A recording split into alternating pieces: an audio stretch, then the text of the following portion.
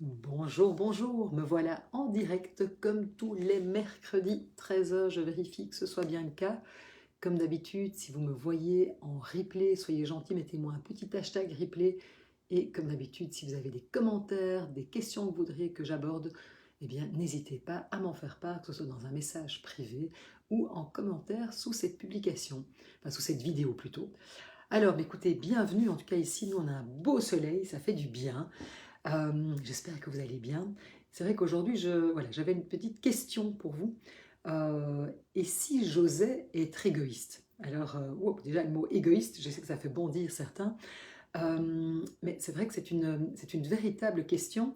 Et elle m'est revenue en fait parce que je suis retombée sur un livre que j'ai lu il y a quelques années et que j'avais vraiment mais beaucoup, beaucoup apprécié, qui est un livre qui a été coécrit par Gisèle Halimi et Annick Cogent, qui est journaliste, et donc qui était vraiment une espèce d'interview en fait, qui parle de la vie de Gisèle Halimi pour celles qui ne la connaissent pas. Donc c'est une avocate française qui est maintenant décédée et qui s'est beaucoup battue, j'ai envie de dire, ben, voilà, pour notamment la cause des femmes. Il y a un fameux d'ailleurs procès qui l'a fait connaître, qui a amené à voilà, se réinterroger en tout cas par rapport à l'avortement, etc. Donc c'est une femme très engagée et je voulais vous lire un extrait de son livre parce que moi ça m'a énormément parlé. Et donc elle nous dit, je la cite: Soyez égoïste. Je choisis ce mot à dessein. Il vous surprend? Tant pis. Les femmes ont trop souvent le sentiment que leur bien-être doit passer après celui des autres, les parents, les enfants, les compagnons, le cercle professionnel et familial. Elles craignent de s'imposer, d'exiger, de révéler leurs envies ou ambitions, de se mettre clairement en avant. Ce n'est pas qu'elles soient naturellement modestes, c'est juste que l'histoire leur a dicté cette attitude de réserve, voire de retrait. Une femme ne doit pas faire de bruit, ne doit pas déranger, ne doit pas se faire remarquer, ne doit pas avoir l'esprit de compétition, ne pas chercher la gloire. Oh non, ça, c'est réservé aux hommes. Mais rebellez-vous, pensez à vous, à ce qui vous plaît, à ce qui vous permettra de vous épanouir, d'être totalement vous-même et d'exister pleinement. Envoyez balader les conventions et les traditions, et le quand dira-t-on. Fichez-vous des railleries et autres jalousies. Vous êtes importante, devenez prioritaire. Waouh! Moi, quand j'ai lu ça, c'était vraiment j'ai envie de dire, un effet coup de poing. Je me dis, mais c'est dingue. Là, je lis exactement ce que moi j'ai pu vivre en tant que femme, ce que j'ai pu ressentir, ce que je vois et ce que je vois tous les jours de mes consultations. Et c'est clair que ce mot soyez égoïste et remettez-vous au centre de votre vie, c'est tellement compliqué et je le vois le nombre de femmes dans mes consultations qui font passer leurs besoins après ceux de leur mari, après les contingences professionnelles de leur mari, de leur conjoint, de leurs enfants, les desiderata de leurs parents. Et en fait, toutes ces injonctions qui font qu'en fait, quelque part, on se fait passer finalement après les autres. Et ça vient d'où ça? Alors c'est sûr qu'il y a une partie clairement qui sont des injonctions sociétales. On voit qu'on a été formaté d'une certaine manière et aujourd'hui on est en train de déconstruire tout ça et c'est génial parce que je vois vraiment de plus en plus voilà, de jeunes femmes, de femmes de mon âge qui se battent pour qu'on se dise mais attendez, ça c'est des constructions sociales, c'est ce qu'on a voulu nous faire croire, que pour être une femme, notamment il y a ce fameux sois gentil, sois gentil, fais passer les besoins des autres avant les tiens. Ça c'est des choses qu'on a vraiment, je veux dire, quelque part on a complètement intégré.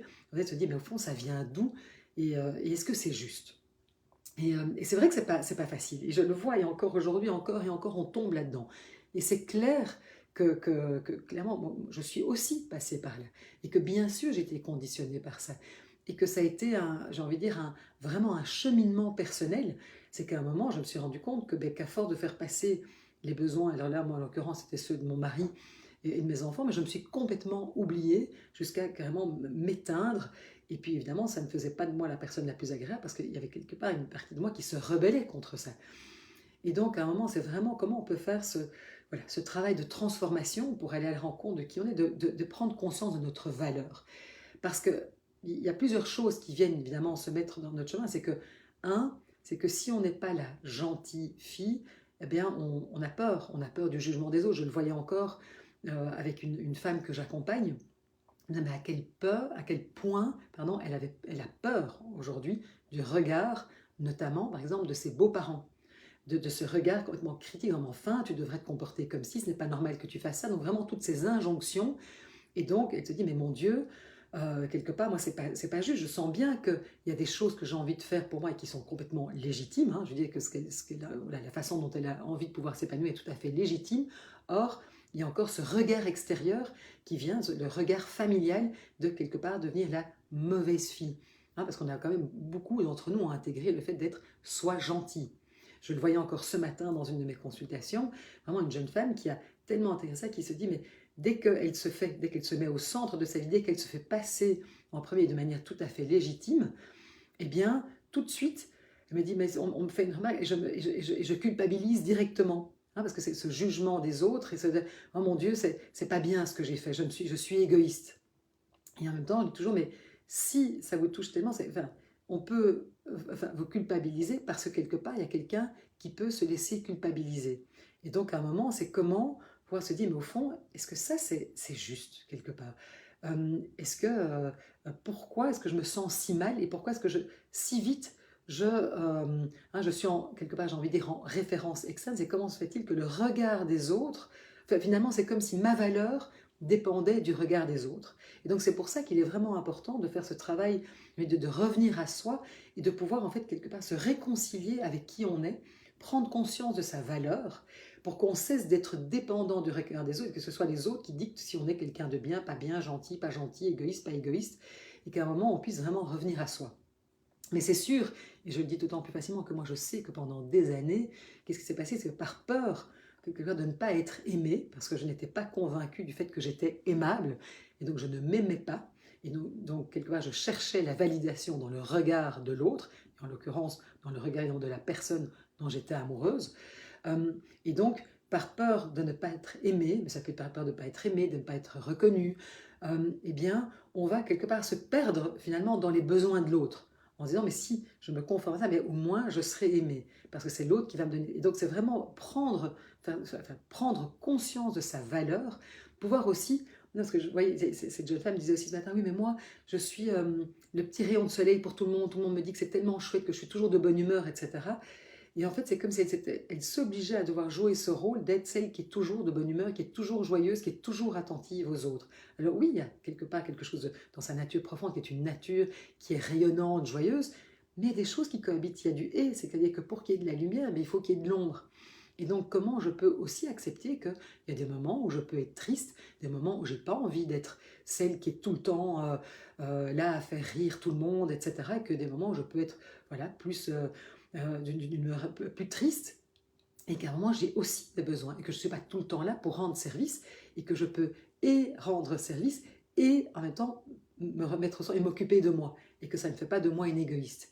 Et donc c'est vraiment tous ces conditionnements hein, dans lesquels on a voilà, toute tendance à tomber, c'est comment je peux me défaire de ça. Alors c'est pas facile, c'est vrai que je me rends compte que voilà, c'est un chemin évidemment, que moi pendant des années je me suis fort conformée à ce que je pensais qu'on attendait de moi pour pouvoir être aimée, reconnue, voilà, valorisée.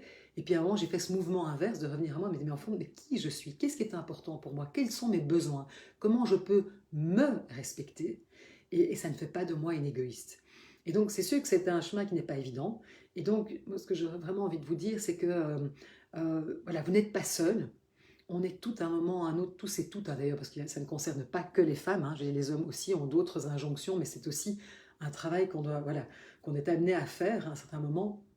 Et donc, c'est sûr que faire ce travail seul, enfin, souvent, ce qu'il y a, c'est qu'on n'est pas bien, on a peut-être un sentiment de honte, on a l'impression, et donc, du coup, on a tendance à s'isoler et à rester avec voilà, cette difficulté. Et donc, moi, j'ai envie de ne rester pas seul.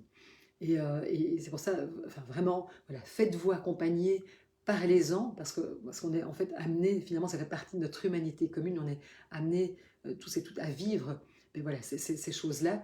Et donc, j'ai envie de vous dire, mais voilà, ne restez pas seul, sachez que je propose des séances découvertes qui sont gratuites, donc voilà, prenez rendez-vous, on verra ensemble quelle est la difficulté à laquelle vous êtes confronté, et vous allez voir, en fait, il ne faut pas des dizaines de séances, je le vois ici, avec cette jeune femme que j'ai accompagnée ce matin, déjà en une séance, il y a eu plein de déclics. Et parce qu'on se rend compte en fait que voilà, c'est beaucoup d'injonctions, beaucoup de choses qu'on a quelque part, je veux dire, engrammées. Et en fait, à un moment, c'est vraiment pouvoir prendre du recul par rapport à ça. Et au fond, est-ce que c'est vraiment vrai? Est-ce que je peux me donner certaines permissions?